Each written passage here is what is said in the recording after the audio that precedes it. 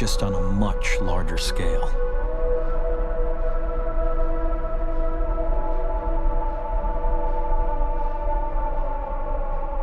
If we're going to fight climate change effectively, we have to start by acknowledging that most of our economy is based on fossil fuels.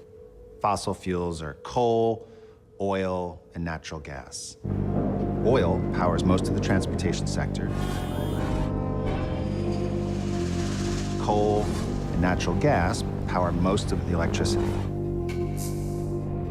Now, in the first couple decades of the 21st century, in order to sustain our dependence on fossil fuels, we're going to very risky, very extreme new sources. You see this in things like mountaintop removal for coal,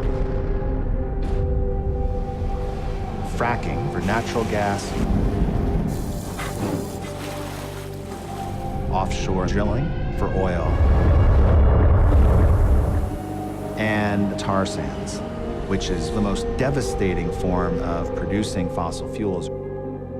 They take away massive forests. The water in the streams and rivers is poisoned.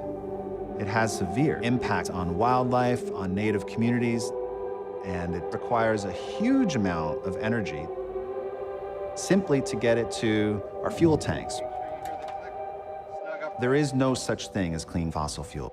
Headsets are hung up in the back. The volume control is right above the microphone.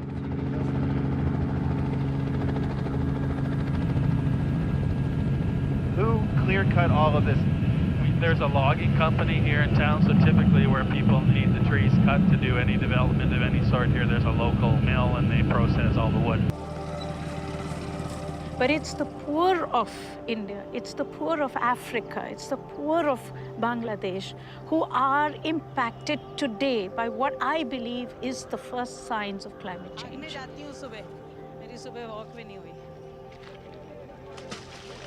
यहाँ पर क्या लगाते थे हाजी जी? जो अंजन लगे हुए हैं engine, हाँ. यहाँ प्याज भी लोगों ने लगाई है, वो तो प्याज खराब।